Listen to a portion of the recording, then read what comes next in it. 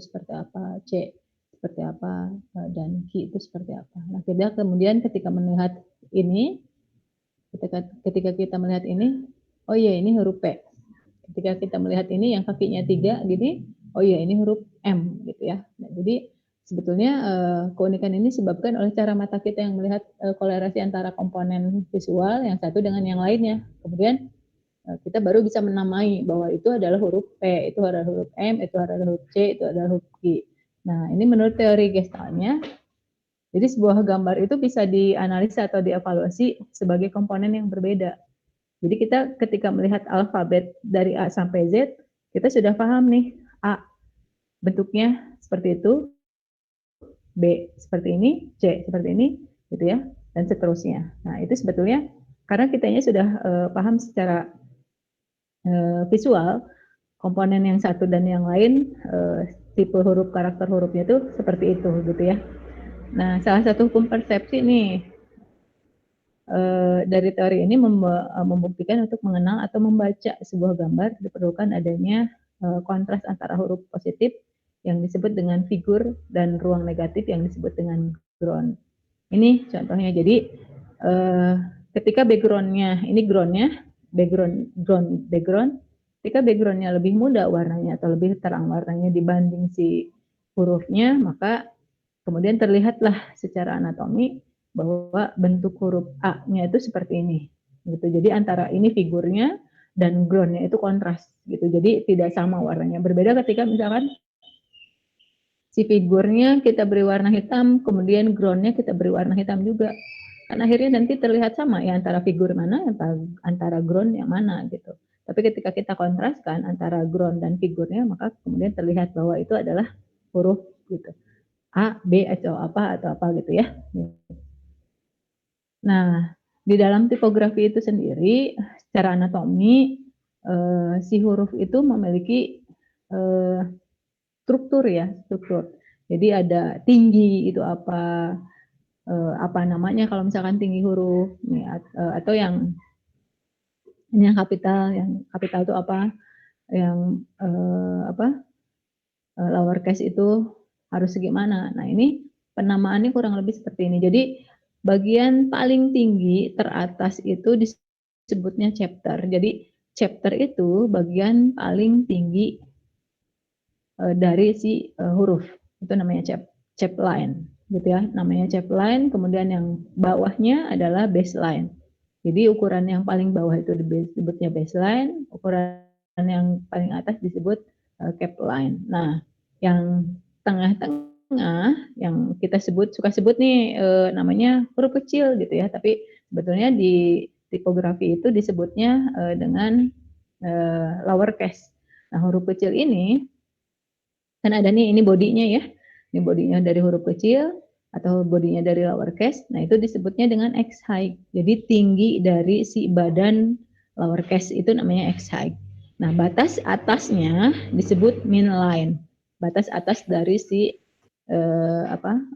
lowercase ini namanya min line, batas bawahnya sama. Nah, cuman kan ada beberapa huruf yang kemudian ada tiang lagi nih ke atasnya. Nah, tiang ke atasnya ini sampai dengan capline itu dinamakan dengan ascender gitu ya. Nah, dari baseline ke bawah kayak ini kayak kecil ya, lowercase P-nya. Nah, itu yang ke bawahnya ini, batang yang ke bawahnya itu disebut dengan descender. Nanti ada penjelasannya di sini ya, jadi nanti kalian bisa baca. Di LMS sudah saya upload, nanti juga kalian bisa download atau kalian bisa pahami dengan baik ya si materinya. Nah, perhitungan tinggi huruf memiliki azas optik yang matematis gitu ya. Jadi secara optis tinggi huruf itu terlihat sama. Secara optis ya, secara optis. Tapi sebetulnya memiliki lengkung dan lancip yang atas itu dan bawah itu berbeda sebetulnya. Jadi kalau misalkan baseline-nya tuh di sini, ini batas paling bawah untuk kapital misalkan. Nah, sebetulnya untuk yang lengkung seperti ini contohnya C. Si C berarti nanti ada O, ada Q, ada B ya sedikit melengkung. Terus ada yang lowercase-nya ada Q, ada P gitu ya. Nah, itu tuh sebetulnya dia lebih sedikit dari baseline yang ada gitu. Jadi lengkungan ini itu melebihi dari baseline atau batas bawah dari si huruf gitu. Nah, ini secara matematis seperti ini, tapi secara optis ya, secara optis mata kita ini tuh sama, terlihat seperti sama rata gitu, tapi sebetulnya dia lebih sedikit. Jadi melengkungnya tuh ada distorsi sedikit. Nah, sama dengan juga yang melancip. Yang melancip juga ini N kan melancip, V melancip. Nah, itu batasnya tuh di sini seharusnya, baseline-nya tuh di sini. Tapi kemudian si lancipnya itu lebih sedikit dibanding dengan batas baseline-nya gitu. Paham ya? Nah, selanjutnya ada yang dinamakan dengan stem atau batang huruf. Di huruf itu, jadi ini tuh stemnya, batang huruf, ini batang huruf. Nah, ini juga batang huruf. Nah, stem ini adalah, jadi setiap individu dari si angka huruf, terus tanda baca itu berbeda-beda ya, memiliki karakter gitu sendiri-sendiri. Nah, secara karakternya, secara optis rata semuanya, sama dengan baseline. Ini kan, sama dengan baseline. Tapi ketika dilihat secara benar, seksama dan matematis, itu sebetulnya dia menjadi lebih. Nah, tinggi dari badan huruf kecil secara optis rata dengan X high. Nah, ini ya, X high itu ini yang, nah ini X high, ini sama sepertinya, tapi dia sebetulnya lebih gitu kan.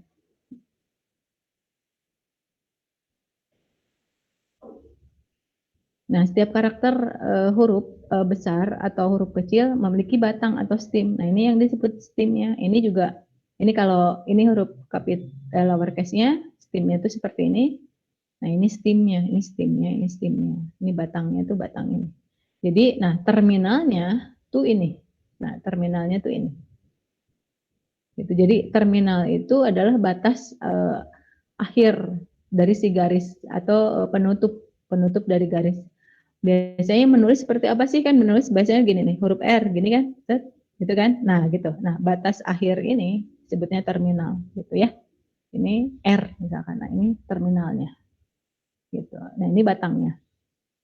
Begitupun dengan huruf kapital nanti. Jadi ini batangnya atau stemnya. Nah, batas akhirnya mana? Ini kan. Nah, ini batas akhirnya. Nah, inilah yang dinamakan stemnya gitu. Oh, sorry, dinamakan terminalnya, ini stemnya, ini batangnya. Gitu. Nah, ini yang contoh yang sans serif ya, yang tanpa kait. Kemudian lanjut, jadi selain manusia, si huruf juga memiliki keluarga. Jadi ada yang dinamakan dengan keluarga huruf. Apa aja sih yang dinamakan dengan keluarga huruf itu? Nah, keluarga huruf itu ada satu, berat. Nah, berat ini terdiri dari ada yang light, ada yang reguler, ada yang bold. Kalau misalkan berat itu adalah perubahan berat dari struktur bentuk dasar huruf terletak pada perbandingan antara tinggi dari huruf yang tercetak dengan lebarnya atau struknya. Jadi lebar struknya itu beda-beda satu sama lain. Gitu. Jadi tiang ini nih, struk ini itu beda-beda. Jadi kalau yang light itu tingginya misalkan 100%, nah si struknya itu atau batangnya itu hanya 10%-nya. Jadi lebarnya itu hanya 10%. Itu yang light. Jadi kebayang ya, jangan kurus gitu ya si batangnya itu. Nah, ini yang reguler. Yang reguler itu yang biasa kita pakai untuk mengetik ya. Itu reguler. Reguler ini tingginya sama 100%, tapi lebar si struknya itu 15%. Nah, kemudian yang bold tingginya sama 100%, lebar struknya dia lebih besar jadi 25% gitu ya. Nah, ini yang keluarga huruf berdasarkan beratnya. Nah, kemudian keluarga huruf berdasarkan ini jabarannya ya, silahkan nanti kalian baca. Ini kemudian keluarga huruf yang kita lihat dari proporsinya. Proporsinya ada apa aja sih di proporsi itu? Ada kondens, ada reguler, ada extens. Nah, yang perbandingannya ini terletak dari lebarnya si huruf itu sendiri. Jadi Ada yang kondens. Kondens itu berarti dikecilkan jadi pipih ya, jadi mengecil. Jadi kesannya tuh dia ramping banget. Nah, secara apa?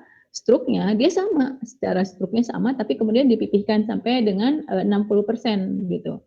Nah, yang ini reguler bukan romans ya, ini salah ketik. Nah, yang reguler itu 80%, ini normalnya gitu. Nah, extend dia 100%. Jadi si huruf itu mengkotak. Jadi tinggi 100, lebarnya juga 100% gitu. Tinggi 100%, lebarnya 100%. Secara apa? Struknya mau extend, mau reguler, mau kondens itu sama semuanya. Struknya sama, lebar-lebar ininya sama semua.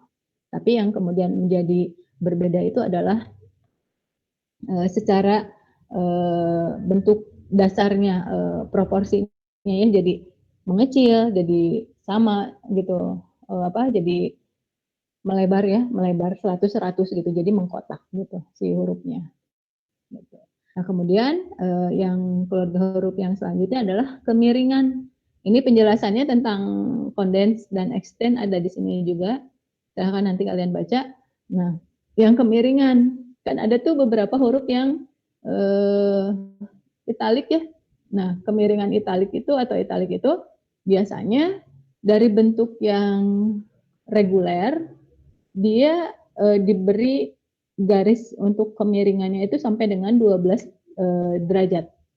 Jadi tingkat kemiringan itu mau huruf kapital, mau huruf yang lowercase itu harus sama kemiringannya. Jadi dari huruf yang reguler aslinya kemudian dikasih garis sampai dengan 12 derajat. Nah, 12 derajatnya ini harus pakai penggaris yang busur ya, penggaris busur. Nanti kita ukur 12-nya itu berapa sampai berapa. Nanti kita tandain, baru kita bisa buat huruf yang miring gitu. Begitupun dengan yang lowercase-nya. Lowercase-nya itu dilihat dari ini, dari sini. Dari sini berarti titik ini adalah nolnya, kemudian kita miringkan sampai dengan 12 gitu. Baru dia dapat yang italiknya gitu. Begitupun yang ini ya, kebalikannya ini kan Q, ini P gitu. Sama dari base yang regular dulu kita ukur kemiringannya harus berapa gitu. Itu yang kemiringan. Jadi keluarga huruf itu ada 3. Yang berat, proporsi, sama kemiringan. Oke, paham sampai sini?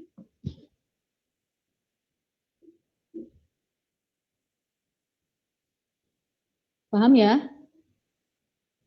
Paham, oke, saya lanjut ya. Ada pertanyaan dulu nggak? Nggak ada pertanyaan dulu? Oke, kita lanjut.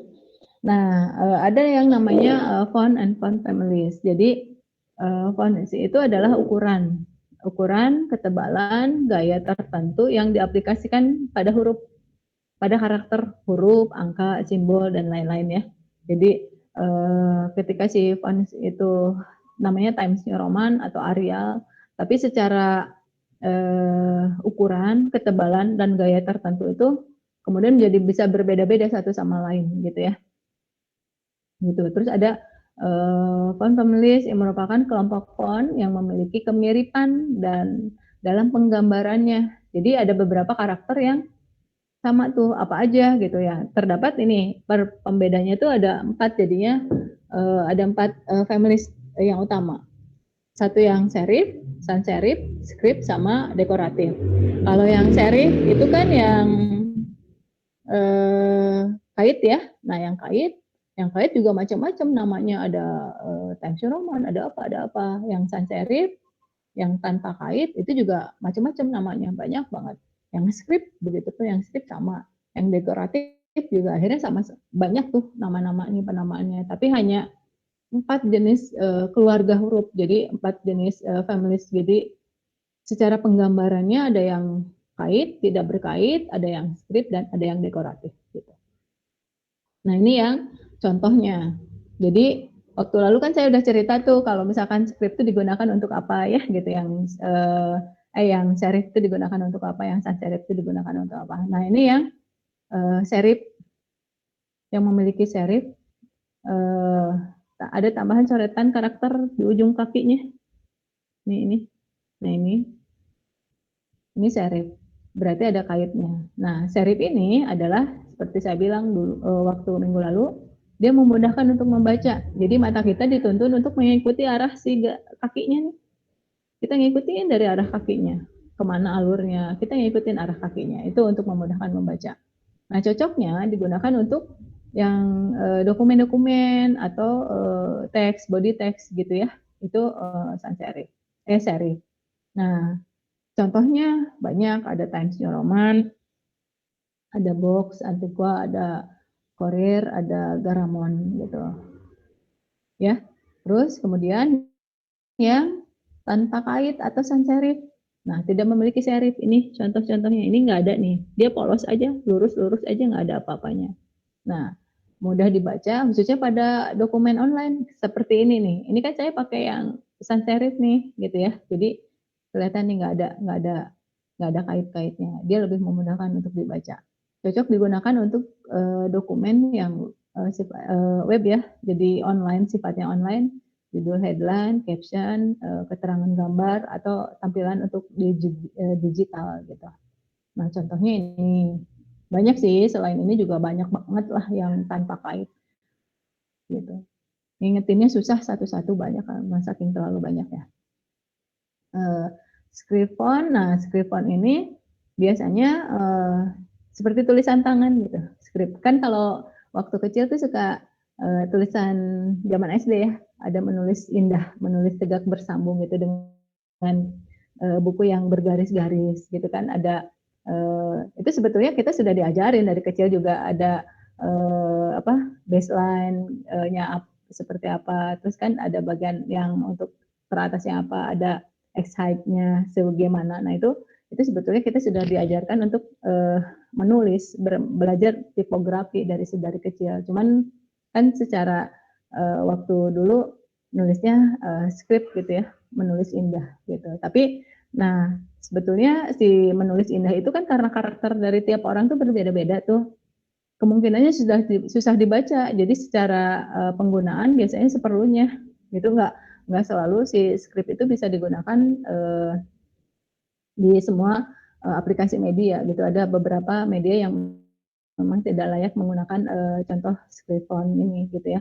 Nah, cocoknya biasanya untuk undangan, di undangan pun nggak jadinya semua script kan gitu ya, atau di puisi atau apapun lah yang ada yang dibutuhkan si script ini, maka baru digunakan tipe tulisan seperti ini. Nah, ini contoh-contohnya. Ini kan Lucida juga banyak ya, ada yang lightnya, ada yang boldnya, ada yang apa gitu. Yang brush script juga sama, ada yang light, bold, reguler gitu. Dia beda-beda. Nah, ini untuk ke aplikasi produknya. Coca-Cola itu contoh script. Jadi dia bisa digunakan di aplikasi tertentu ya, gitu, nggak semua. Nah, demikian juga dengan dekoratif nih. Dekoratif didesain untuk menarik pandangan mata. Digunanya tuh seperlunya aja, sama seperti script gitu. Dapat digunakan untuk huruf pada simbol atau logo atau judul selebaran gitu. Jadi untuk menarik perhatian, si dekoratif ini dibuat. Jadi kita pengen orang lain baca dan tertarik membaca tulisan kita, maka judulnya pakai dekoratif, itu masih boleh gitu ya.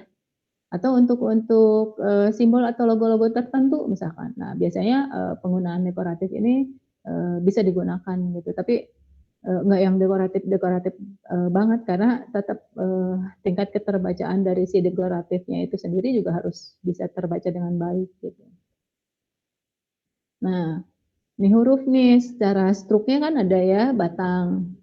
Nah, ada basic stroke atau gurat garis dasar, sama secondary stroke atau guratan dari sekunder. Nah, contohnya seperti ini.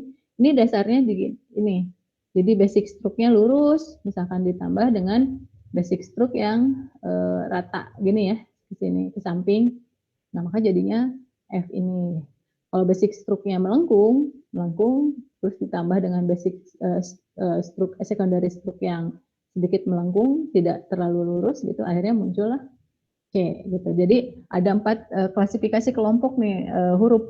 Jadi ada kelompok garis yang tegak dan datar, ada kelompok garis tegak miring, ada kelompok garis tegak lengkung sama kelompok garis lengkung. Nah ini contoh-contohnya. Ini yang tegak datar nih yang A. Ini yang tegak miring. Ini yang B. Ini yang C tegak lengkung dan yang D itu garis lengkung. Jadi ini lengkung-lengkung. Gitu. Nah kelompok ini di penjelasannya seperti ini. Jadi kelompok ruang negatif bersudut lengkung tuh ini ya. Ini kan bersudut lengkung. Ini sudutnya lengkung. Ini sudutnya lengkung. Jadi dibagi lagi 3 kelompok menurut teori Gestaltnya gitu. Ada figur, ada ground kan ya gitu ya. Ini figurnya apa, groundnya seperti apa. Nah, dipecah lagi nih 3 kelompok. Jadi ada sudut lengkung, ada sudut persegi sama sudut persegi 3. Jadi kalau yang sudut lengkungnya itu terdiri dari B, C, D, G, O, P, Q, R, S, U. Ini yang sudut lengkung ya. Kemudian yang segi empatnya, ini figurnya, ini groundnya, ini segi 4. Nah, terdiri dari huruf-huruf seperti ini. Ini hurufnya E, F, H, I, L, T. Nah, yang persegitiga, ini segitiga, ini figur, ini groundnya kan ya, ini groundnya. Nah, itu terdiri dari huruf A, K, M, N, P, Q, E, W, X, Y, Z. Gitu. Nah, sampai sini paham nggak? Sampai sini paham? Bisa diikutin ya? Oke. Kalau bisa diikutin, oke, kita lanjut lagi. Takutnya diem semua pada tidur ini. Udah sore. Udah pada sholat asar belum? Udah ya? Udah. Jadi aman ya, tenang ya. Takutnya nanti keburu-buru, aduh saya belum sholat gitu. Nah, kita lanjut ya. Nah, secara terminologi pada teks, berikutnya ada beberapa terminologi. Jadi ada kerning, ada leading, ada textile, ada font size atau ukuran huruf, ada alignment. Nah, ini contohnya tuh seperti ini. Jadi interval ruang antar huruf atau kata dan memiliki dampak terhadap legibility. Jadi si ini tuh ketiga ini, ketiga 1, 2, 3, 4, 5. Kelima ini secara interval, secara karakter huruf, ruang atau katanya memiliki dampak terhadap legibility. Jadi legibility itu tingkat keterbacaan terhadap si huruf yang ingin kita sampaikan. Gitu ya. Legibility itu jadi hurufnya tuh mudah dibacanya. Makanya komponen ini yang harus kalian pahami ketika kalian membuat si huruf agar legibility-nya bisa baik gitu ya. Ada curling, ada leading, ada textile, font size, sama alignment. Nah, ini contohnya. Jadi batas bawah huruf baseline 1 nih. Ini tulisan tipografi, kan ada batas bawahnya. Ini batas bawahnya baseline 1 menuju ke baseline 2 untuk kalimat atau kata yang selanjutnya, itu namanya leading. Leading. Nah, kemudian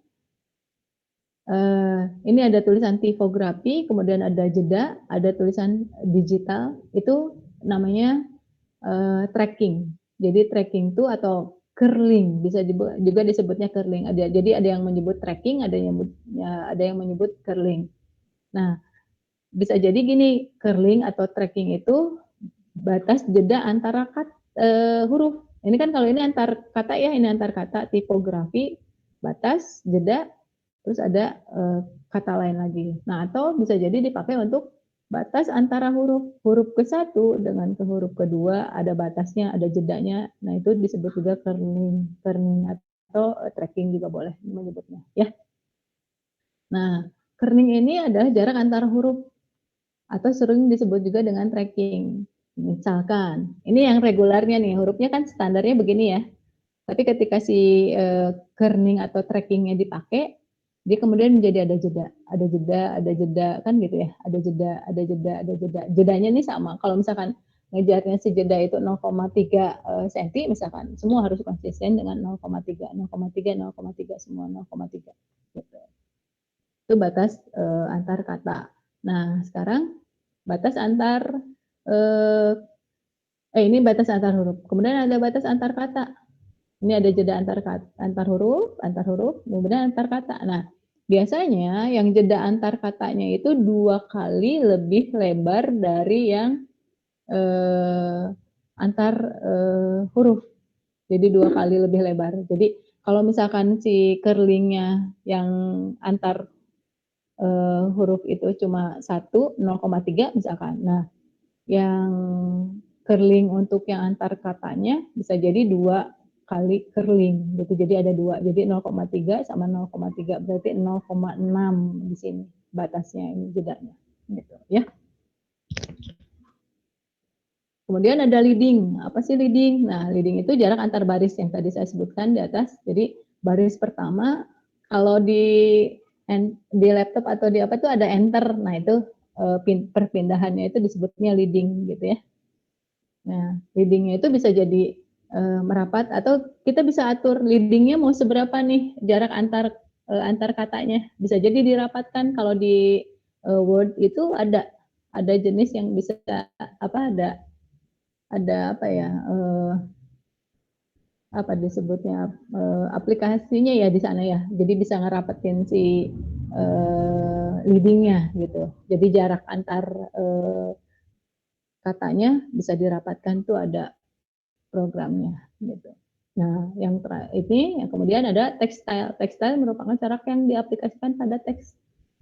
Jadi bisa jadi seharusnya style si huruf itu misalkan reguler biasa, tapi saya pengen si style huruf itu menjadi bold. Nah, contoh yang umumnya tuh di Word itu ada bold, italic, sama underline. Jadi bold, ketika huruf biasa saya pengen rubah jadi bold, maka tinggal klik yang boldnya. Ketika huruf biasa saya ingin rubah jadi italic, jadi agak miring, oke saya klik italicnya. Atau ketika huruf biasa yang sebetulnya tidak ada garis bawah, maka saya klik yang underline gitu ya. Nah, ini keukuran huruf nih. Kita kan sering, aduh ukurannya kekecilan nih, takutnya nggak kebaca. Kayaknya kegedean deh. Ini, aduh nggak muat nih store ini kan gitu ya. Biasanya suka begitu kalau misalkan lagi bikin tulisan. Maka ada font size itu sebetulnya dinamakannya dengan satuan poin gitu. Jadi kalau 72 poin itu sama dengan 1 inch gitu ya. Nah, standarnya yang biasa dipakai untuk tulisan pengetikan dokumen atau apapun itu di 12 poin. Selebihnya 24, 36, 48 ketika kita mendesain atau merancang sebuah huruf yang ingin terlihat lebih eye catching atau menjadi pusat perhatian. Itu biasanya si ukuran atau font size-nya jauh lebih besar dari ukuran yang sebenarnya. Gitu. Nah, ada alignment. Alignment itu perataan teks. Jadi kadang disebut ada, rata kiri dong, kayaknya rata kiri lebih bagus deh, atau rata kanan deh, gitu ya, atau center deh, kan ya gitu ya, atau justified yang kedua-duanya dari sisi kanan kiri itu rata. Nah, penamaan itu disebutnya alignment gitu ya. Jadi ada rata kiri, rata kanan, rata tengah, atau justified. Justified itu rata keseluruhannya. Jadi ada 4 gitu. Ini semuanya sebetulnya ada, kalian sudah sering familiar lah ya dengan ini. Tapi kan secara teori tipografinya kalian tidak paham gitu ya. Semoga ketika saya ngasih materi ini kalian bisa jauh lebih paham dan mengerti kalau misalkan nanti menggunakan aplikasi dokumen atau di Corel, di AI, di Photoshop juga sebetulnya ada karakter-karakter ini juga ada ya di itu. Nah, sekarang mengkontraskan font. Nah, fungsinya untuk apa sih gitu kan? Membuat visualisasi menjadi lebih menarik, terus memberikan penekanan pada kata atau kalimat tertentu. Jadi kalau misalkan kalian pengen si hurufnya menjadi terbaca dengan baik, maka pilihlah background atau groundnya yang berbeda warnanya dengan si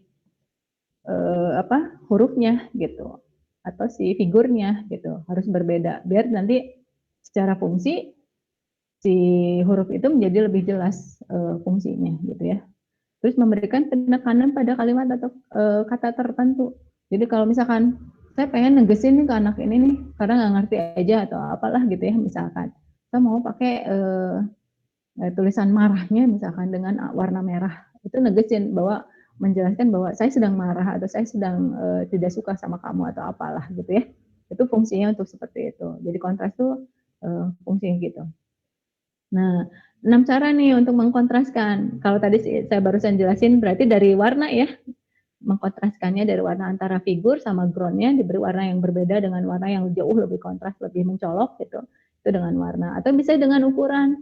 Karena saya sedang marah, misalkan kemudian kalimat itu saya buat lebih besar gitu ya.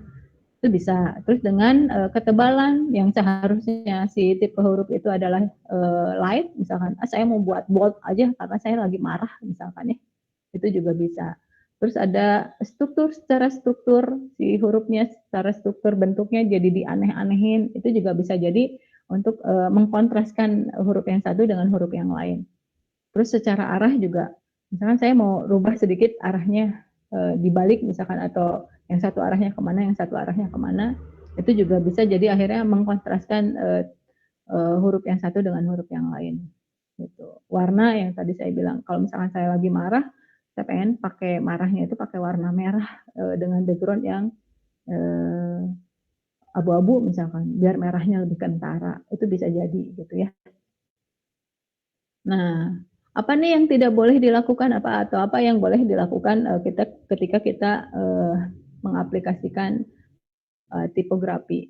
Jadi ada beberapa poin nih. Jadi jangan menggabungkan lebih dari 3 font style dalam satu halaman.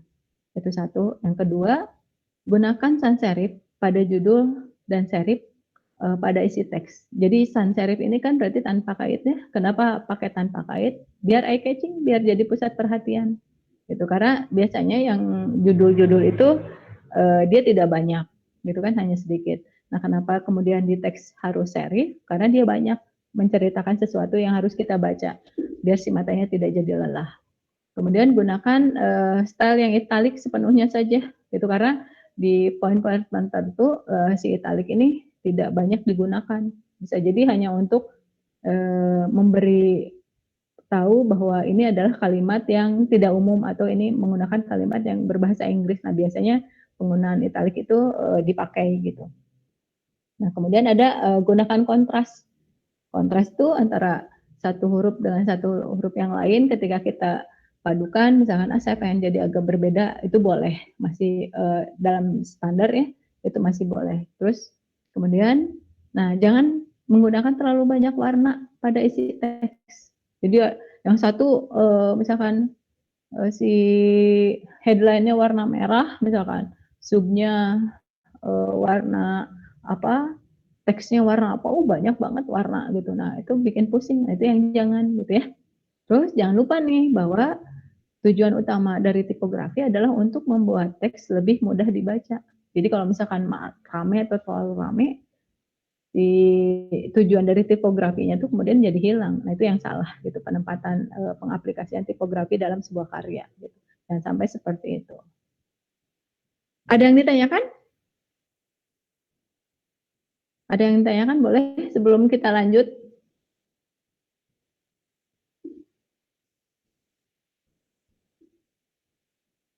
Ada yang ditanyakan? Oke, kalau nggak ada yang ditanyakan, kita lanjut ke tugas ya. Siap ya tugas? Siap nggak? Kita udah masuk ke tugas nih. Saya share lagi ya tugasnya ya. Sebentar. Nih, jadi tugasnya pengembangan dari sini ya. Ini pengembangan dari sini tugasnya. Apa sih tugasnya? Nah ini, membuat anatomi huruf. Jadi berdasarkan teori Gestalt, anatomi yang tadi ya, segitiga, lingkaran, sama segi 4 gitu.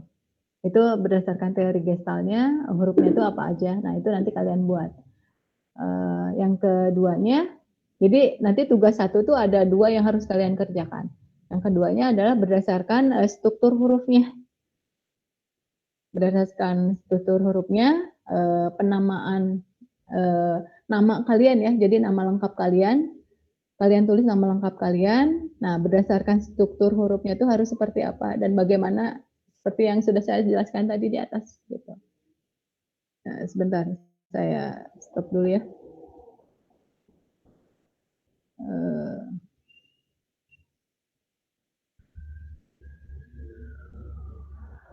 Saya masuk ke tugasnya ya. Nah,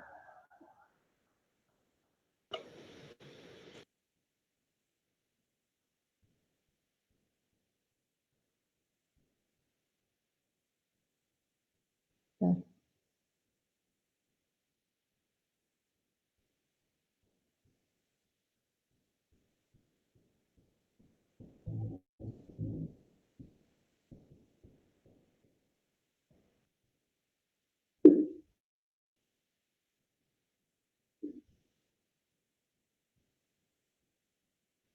Jadi tugasnya seperti ini.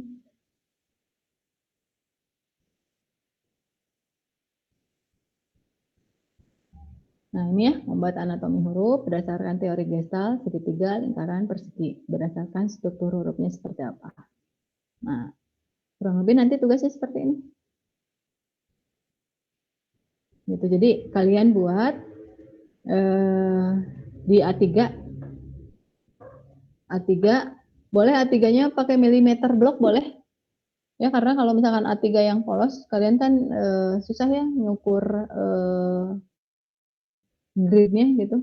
Terlalu banyak sampai A3 harus kalian ukur grid-nya. Nah, kemudian boleh kalian gunakan milimeter blok sebagai alas untuk si karyanya nanti, apa si media untuk karyanya. Jadi nggak usah pakai yang A3 sketchbook, jangan, tapi pakai milimeter block aja langsung, itu boleh ya. Jadi nanti kalian tuliskan ini yang kaitannya dengan segitiga tuh huruf apa aja, nanti kalian tulis manual pakai pensil. Ini yang kapitalnya aja ya, yang kapitalnya aja. Kemudian yang lingkaran huruf kapitalnya tuh apa aja, itu yang termasuk ke dalam lingkaran tuh hurufnya apa aja. Kemudian yang masuk ke dalam segi 4 itu hurufnya apa aja. Itu yang pertama. Nah, yang keduanya, kemudian berdasarkan struktur hurufnya kalian tulis nama kalian.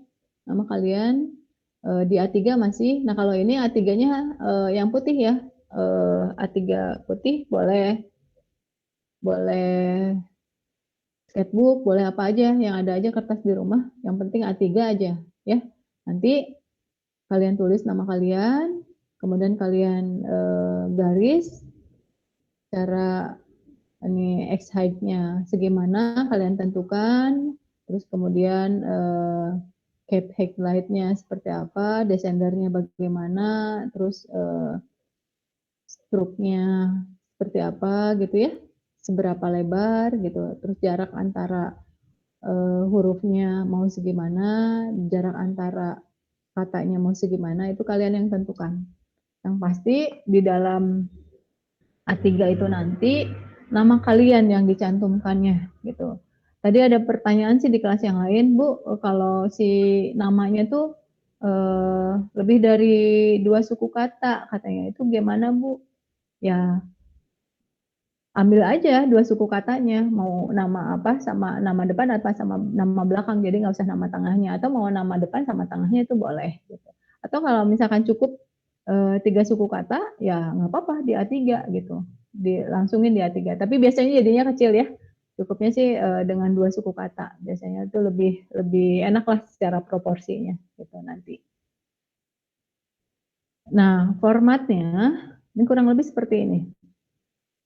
Jadi nanti kalian asistensi itu di classroom, pakai pensil aja. Nah, formatnya ini untuk format pengumpulan ya, ini untuk format pengumpulan. Untuk format yang asistensi mah biasa aja ya, nggak usah dulu pakai ini. Nah, ini alasnya itu bisa pakai infraboard hitam boleh, atau mau pakai linen hitam boleh, atau mau pakai kertas apa namanya, kertas apa sih, kertas apa karton biasa, manila, itu boleh. Yang penting hitam, nanti ditempelinnya ke alas itu ya. Nah, ukurannya kalian sesuaikan, nanti ada pas kartonnya 3 cm, ke samping kiri 3 cm, samping kanan 3 cm, yang bawahnya 5 cm. Itu nanti untuk pengumpulan di akhir. Kurang lebih nanti seperti ini pengumpulan, format pengumpulannya. Jadi ini 3 cm, 3 cm, 3 cm. Nah, namanya nanti di sini. Namanya di sini. Nanti yang ke satu tuh yang ini, yang ini tuh nanti ditempel di sini. Nah, ditempel di sini. Jadi nanti bukaannya tuh kayak koran. Kayak itu ya, kayak sketchbook gitu, bukaannya kayak sketchbook gitu. Gitu ya. Ada pertanyaan? Ada pertanyaan nggak? Bisa dipahami ya? Kayak ngantuk nih. Bisa. Hah?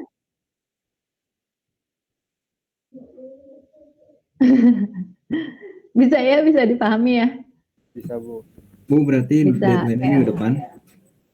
Deadline-nya bukan minggu depan. Minggu depan tuh masih proses asistensi. Untuk asistensi itu jadi saya buka di Classroom nanti assessment ya. Kalian nanti kirim untuk asistensi menggunakan pensil itu di Classroom. Saya buka sekarang.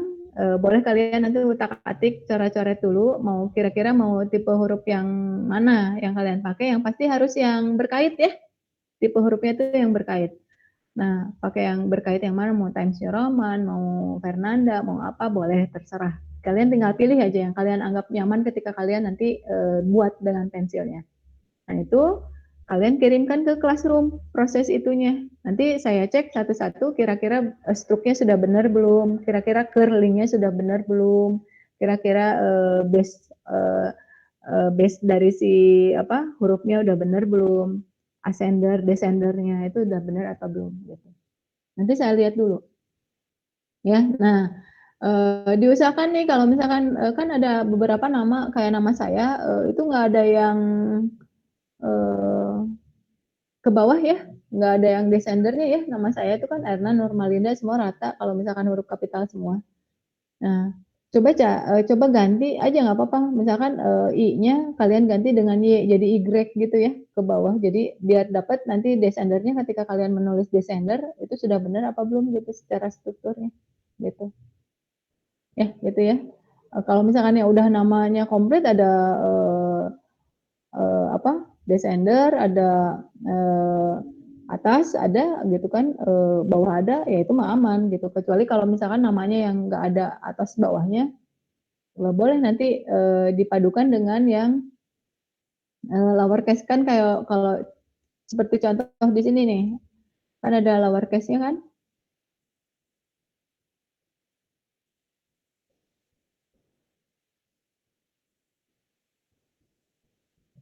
Nah ini kan, ini lowercase-nya ada. Nih, jadi gini ya. Ini belum tentu namanya I-nya, Y-nya itu misalkan tadinya bukan Y tapi I misalkan. Nah, yang I-nya yang di sini yang utami misalkan, utaminya itu sebetulnya I tapi I-nya diganti jadi Y biar jadinya tahu ketika penulisan cara desendernya itu seperti apa gitu ya. Oke, ada pertanyaan? Bu, jadi untuk pas asistensi teh dibuat di kertas dulu atau gimana sih? Masih belum paham. Asistensi baiknya langsung di A3. Langsung di A3 yang dikasih milimeter blok itu tadi. Gitu. Baiknya sih di situ. Jadi biar nanti kalian bisa mengukur berapa besar, harus berapa besar. Karena kalau misalkan pakai yang kertas yang kecil, HVS atau milimeter blok yang kecil, itu kan kalian nanti harus hitung lagi tuh ke ukuran yang sebenarnya gitu ya. Jadi kerepotan. Jadi mendingan untuk proses asistensi udah langsung ke A3 aja ukurannya gitu. Ya, ada pertanyaan lain lagi?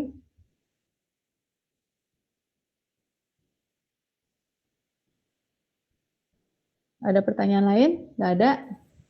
Nanti Saya stop format sharing. tugasnya dikirim ke grup. Yang ini yang Format PDF, tugas? yang itu yang Iya. tadi. Nanti saya kirim di grup ya. Nanti saya kirim di grup. Kalian sekarang boleh outline dulu, jadi bikin sketsa kasar dulu, mau seperti apa, nanti mau tipe font yang mana yang kalian ambil, kira-kira mau yang seperti apa, kan banyak tuh font jenis-jenis font tuh yang ada kaitannya itu banyak banget.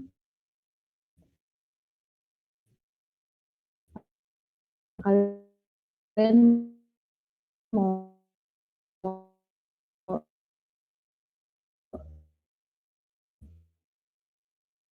tipe font yang mana? Kayaknya nge-lag ya.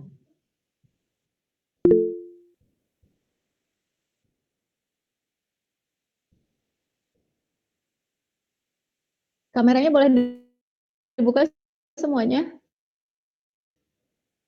Saya mau screenshot.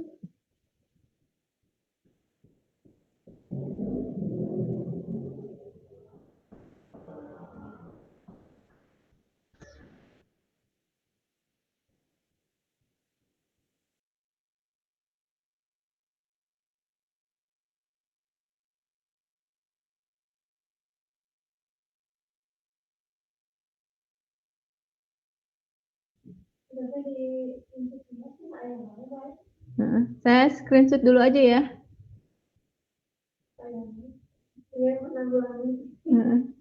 Oke, ya, siap ya. 1, 2, 3. Saya save dulu sebentar.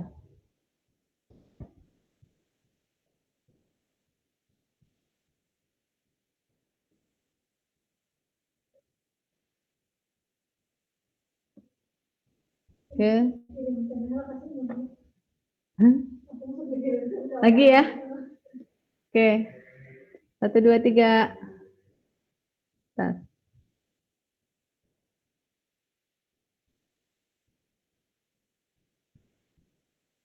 Oke, ini aja dulu deh. Bentar, saya ganti dulu ini.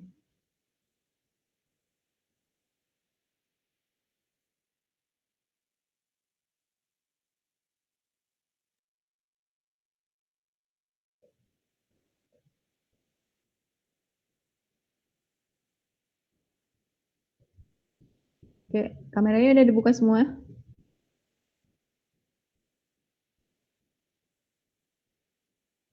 Udah? Udah ya? Oke, 1, 2, 3.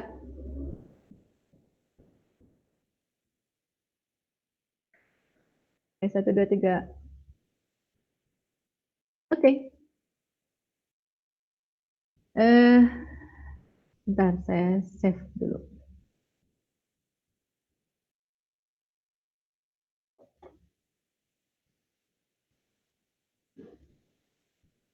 Ada pertanyaan? Ada pertanyaan? Nggak ada? Belum ada. Bisa ngikutin ya semuanya. Nanti kalian bisa baca download materinya di LSMS. Nanti saya kirim juga file untuk tugasnya di grup ya, biar yang lain juga tahu ya. Gitu. Kalau ada pertanyaan apa-apa, silahkan nanti via grup aja ya, jangan japri ya. Jadi biar tahu, kemungkinan akan ada pertanyaan yang sama nih, jadi saya tidak mengulang-ulang menjawabnya. Gitu. Terima kasih ya atas waktunya. Selamat sore. Assalamualaikum warahmatullahi wabarakatuh. Waalaikumsalam. Waalaikumsalam. Waalaikumsalam. Terima kasih, Bu. Waalaikumsalam. Terima kasih, Bu. Terima kasih. Ya.